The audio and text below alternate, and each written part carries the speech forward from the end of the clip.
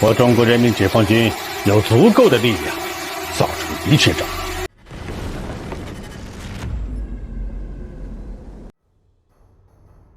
While Russian leader Vladimir Putin was delivering his speech at the Valdai Club on October 2nd, reports appeared of explosions at a chemical facility in the Urals. According to Russian telegram channels, the incident occurred at the Berezniki branch of Azot, part of the Uralchem chemical company in Perm Krai. The site is located around 1,700 kilometers from Ukraine's border. Local sources mentioned explosions and possible drone activity, though Russian media have suggested the cause may have been a production refrigerator malfunction.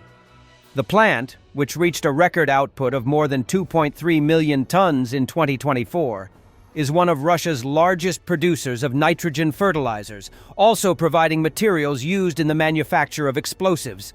If confirmed, the incident would mark one of the most distant strikes reported against Russian industrial infrastructure. Earlier, it was reported that Major General Andriy Hnatov, chief of the Ukrainian General Staff, said that Kyiv has both the means and the weapons to carry out responses if Moscow continues to target Ukrainian infrastructure.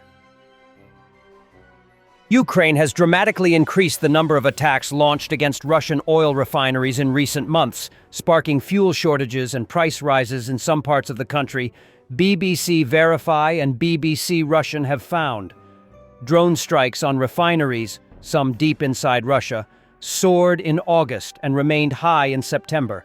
An analysis of Russian media reports and verified footage showed. Some 21 of the country's 38 large refineries, where crude oil is converted into usable fuel like petrol and diesel, have been hit since January, with successful attacks already 48% higher than the whole of 2024. Owners of small and independent petrol stations in Siberia have told Russian media they have had to shut down due to ongoing issues with fuel supply. A manager in the Novosibirsk region compared the situation to the hyperinflation experienced by post-Soviet Russia. In my opinion, we haven't had a crisis like this since 1993 to 1994, he told local outlet Precedent TV. Many petrol stations have now suspended their operations. Perhaps it is better to wait out the crisis than make a loss.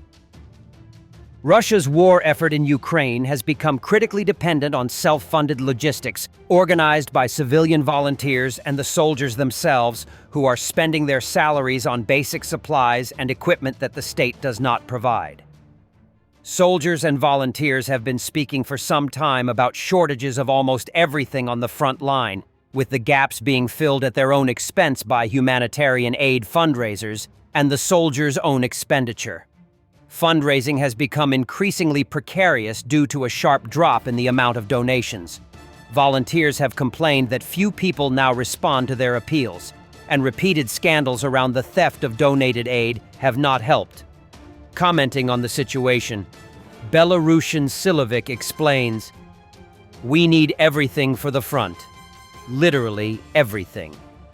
Tools, consumables, camouflage nets, communications, and even ammunition was recently thrown together."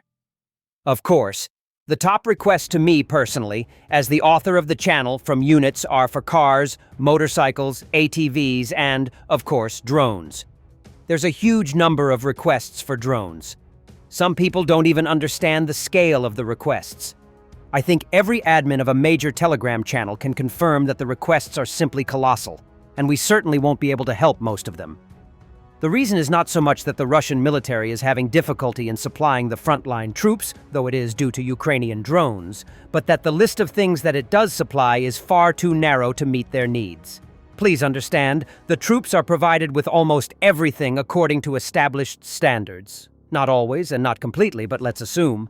But these standards do not allow them to carry out their tasks in such a way as to preserve lives as much as possible, perform the task qualitatively, and then continue to move forward. That's putting it very simply. Frontline soldiers may correct me. I'm not saying that volunteers are carrying the entire front line on their shoulders, but it is sponsors, volunteers, and other outside help that provide an important part of what is needed. The boys will still return home, but it largely depends on us whether they return with a shield or on a shield, or victorious or dead. As an example of what the state doesn't provide, The vast majority of vehicles used on the front line, at least 90%, are said to be privately purchased, including all the motorcycles and scooters seen in videos of assaults. The Russian military won't buy them. A soldier complains, a motorized rifle company is supposed to have 4 armored troop carriers. And they are. But motorcycles and scooters are not allowed. That is all. Reserve Pioneer is fed up with the situation. There are moments when I want to scream, "What the fuck is going on?" It's certainly encouraging that they've stopped talking about red lines, but that doesn't change the situation. While various rubber products number 2 are lining their pockets with billions, the problems associated with the front aren't being solved. I'm not a military expert. I'm a strange corporal who saw a little bit of combat. But even in my head, there are plenty of solutions to various issues. The problem, I suppose, is that no one wants to solve them. And that's perhaps the most gnawing issue. It's not a lack of resources or opportunities, but a lack of will. The will to change and the will to win, ultimately. We see beautiful reports, we hear bravura statements, but the reality on the front lines tells a different story. There aren't many drones, modern communications, adequate food, or uniforms, to put it bluntly. Fortunately, we have volunteers who, with their incredible efforts, try to meet these needs. But the most terrible thing is to see these guys die. Young, full of strength, believing in the best. They die because of someone's negligence, because of someone's greed, because of someone's stupidity. Yes, they'll catch another thief, but that won't bring the soldier back to life. While Trump is thinking to bring back obsolete warships, the Chinese People's Army has learned from the Ukraine war, and a terrifying drone swarm future is now. Apparently, they are producing hundreds of thousands of FPV drones and organize mass demonstrations to train operators. Bombardments that targeted Ukrainian drone makers this summer were a prominent example of Russia improving its ballistic missiles to better defeat U.S. Patriot batteries, current and former Ukrainian and Western officials told the Financial Times. Russia was likely to have modified its Iskander-M mobile system, which launches missiles with an estimated range of up to 500 kilometers, as well as Kinzhal air-launched ballistic missiles, which can fly up to 480 kilometers, they added.